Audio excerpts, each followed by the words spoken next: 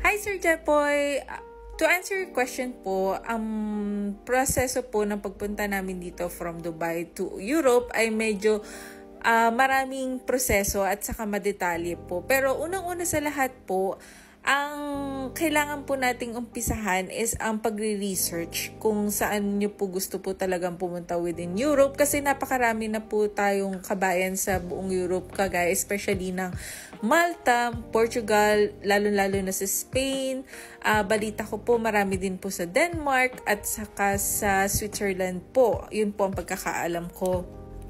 Pero kung halimbawa na hindi naman po kayo mapili sa lugar or sa weather, kagaya ng malamig, pwede po kayo sa mga bansang Netherlands, Switzerland, doon po pwede po kayo makapag-apply ng working visa.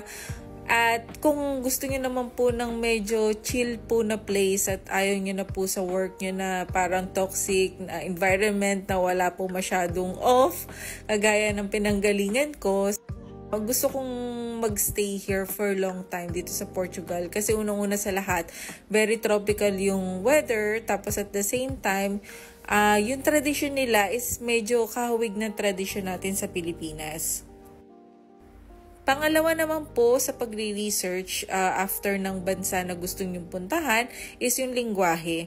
To be honest po, ang unang-una ko pong nasa isip talaga dati is Canada, US kasi English-speaking country. Tapos, syempre, hindi ko afford mag-US or Canada. So, ito yung napili ko kasi very mababa yung cost of living dito. At the same time po, ang lingwahe nga lang dito ay Portuguese. Huwag po kayong mag-alala kasi medyo nakakaintindi tayo ng konting Portuguese dito na words kasi may pagka-similar siya sa Spanish. However po, kadalasan ng mga trabaho po dito, hinahanap nila Portuguese speaker. And lastly po, ang pagpasok po namin dito ay isang tourist using Schengen visa. Nag-apply po kami ng Schengen visa for about preparation po namin sa Dubai 6 to 8 months. Bakit? Kasi hindi po ako kumuha sa agency at hindi din po ako nagbayad ng kung sino man. Nag-DIY po kami or do it yourself. Ako po yung nag-prepare ng documents which is madali lang naman po. Travel itinerary po na kailangan din especially kapag ikaw ay baguhan pa lang at first time mong pupunta sa Europe.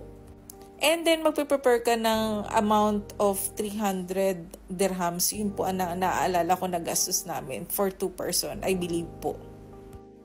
And then after that, once na nakarating naman po kami dito sa loob ng Portugal, nag-apply na po kami ng tax, SSS, na para sa atin tax, SSS, ang tawag po nila dito ay finance, or NIS, number po for social security, para maging isa kang legal na residente dito. Yun nga lang po, hindi ka po pwedeng lumabas ng Portugal sa loob ng 1.5 year or about 2 years. Depende po sa Portugal government kung kailan kanila mabibigyan ng residence visa or residence permit. So kung gusto niyo po pong malaman kung ano po yung mga next na pwede pong gawin while nandito po kayo sa Portugal, pwede niyo po ulit mag-comment and then sasagutin ko po using video para po medyo entertaining tayo.